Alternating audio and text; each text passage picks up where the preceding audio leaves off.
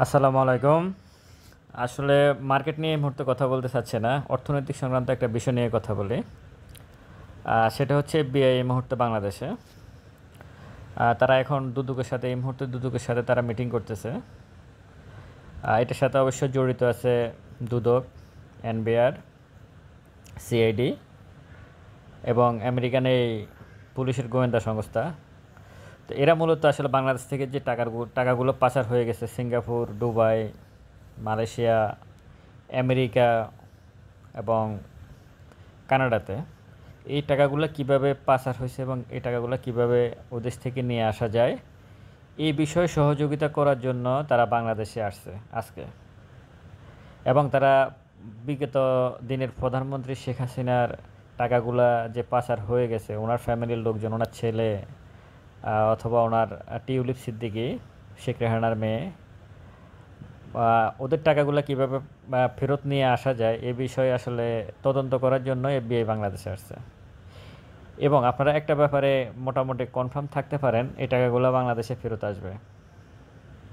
বাংলাদেশ থেকে যে অবৈধ টাকাগুলো বাংলাদেশ থেকে টাকাগুলো যে পাচার হয়ে বিদেশে চলে গেছে ইললিগেলি, টাকা তো পাচার হয় না, ডলার পাচার হয়েছে।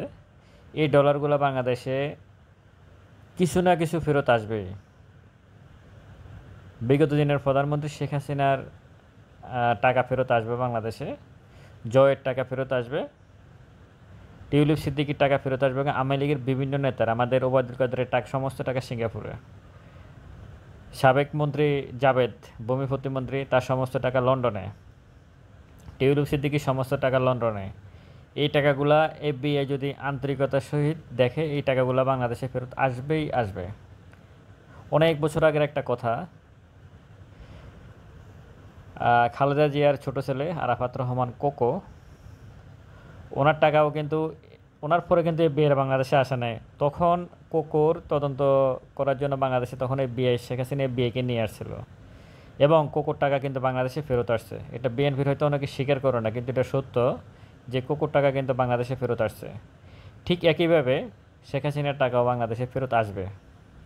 ডক্টর ইউনূস সারা বিশ্বে পরিচিত লোক, সুতরাং উনি যদি চায় এবং সৎভাবে চায়, তাহলে বিকল্প নাই, টাকা আসবেই আসবে।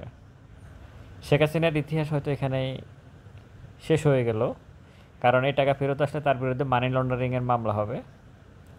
আপনারা হয়তো এটা জানেন কি না কি জানি, আপনি আমেরিকাতে বাংলাদেশ থেকে টাকা পাচার করছেন ডলারে, যতবার পাচার করবেন, যতবার, যদি আপনি 1 বছর 10 বার পাচার করবেন, আমেরিকার আইন অনুযায়ী আপনার বিরুদ্ধে 10টা মামলা হবে মানি লন্ডারিংয়ের। একটা না যে আপনি 10 বার পাচার করছেন এই জন্য একটা মামলা হবে, 10টা মামলা হবে এখানে। মানি লন্ডারিংটাকে আমেরিকা খুব সিরিয়াস, এখন বাংলাদেশের আইনেও মানি লন্ডারিং খুবই ভয়ঙ্কর। তো সুতরাং বিগত প্রধানমন্ত্রীর টাকা আসবে, তার ফ্যামিলির টাকা আসবে, তাদের বিরুদ্ধে মামলা হবে, এটা প্রমাণ হবে এফবিআই টাকা নিয়ে আসছে, বাংলাদেশ টাকার পাচার করছে, তবে জেল হবে। যেটা বিগত তারা অন্য দলের উপর সবসময় করে আসছে, সেই ঘটনার জন্য শেখ হাসিনা অপেক্ষা করতেছে। এটা শুধু দেখার বিষয়, কত টাকা ফেরত আসে আর শেখ হাসিনা কীভাবে মামলা মোকাবেলা করে। ভালো থাকবেন সবাই। আসসালামু আলাইকুম।